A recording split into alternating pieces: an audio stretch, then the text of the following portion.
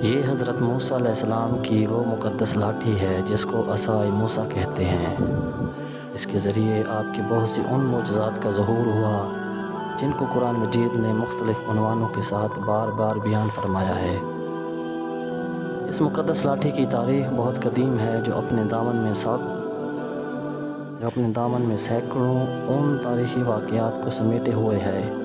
جن میں عبرتوں اور نصیحتوں کے ہزاروں نشانات ستاروں کی طرح جگمگا رہے ہیں، جن سے اہل نظر کو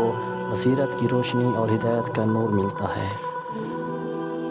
یہ لاٹھی حضرت موسیٰ علیہ السلام کے قد برابر 10 ہاتھ لمبی تھی اور اس کے سر پر 2 شاخیں تھیں جو رات میں مشعل کی طرح روشن ہو جایا کرتی تھیں۔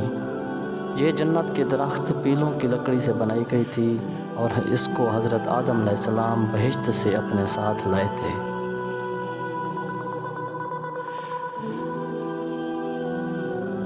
حضرت آدم علیہ السلام کے بعد یہ مقدس عصا حضرات انبیاء کرام علیہم السلام کو یک کے بعد دیگرے بطور میراث کے ملتا رہا، یہاں تک کہ حضرت شعیب علیہ السلام کو ملا جو قوم مدین کے نبی تھے۔ جب حضرت موسیٰ علیہ السلام مصر سے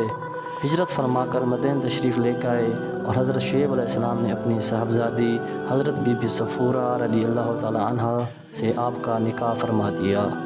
اور آپ 10 برس تک حضرت شعیب علیہ السلام کی خدمت میں رہ کر آپ کی بکریاں چراتے رہے۔ اس وقت حضرت شعیب علیہ السلام نے حکم خداوندی کے مطابق آپ کو یہ مقدس عصا عطا فرمایا۔ جب آپ اپنی زوجہ محترمہ کو ساتھ لے کر مدین سے مصر اپنے وطن کے لیے روانہ ہوئے اور وادی مقدس مقام طوٰ میں پہنچے تو اللہ تبارک و تعالیٰ نے اپنی تجلی سے آپ کو سرفراز فرما کر منصب رسالت کے شرف سے سربلند فرمایا۔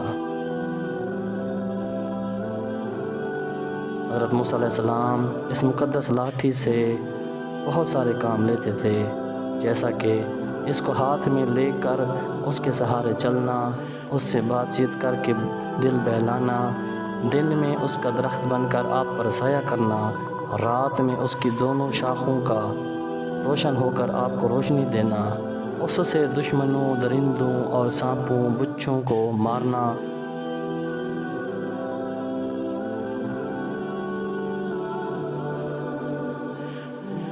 کنویں سے پانی بھرنے کے وقت اس کا رسی بن جانا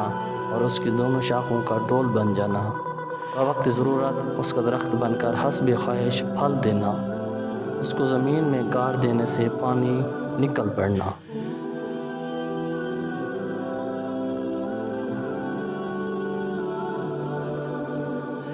مگر جب آپ فرعون کے دربار میں ہدایت فرمانے کی غرض سے تشریف لے گئے اور اس نے آپ کو جادوگر کہہ کر جھٹلا دیا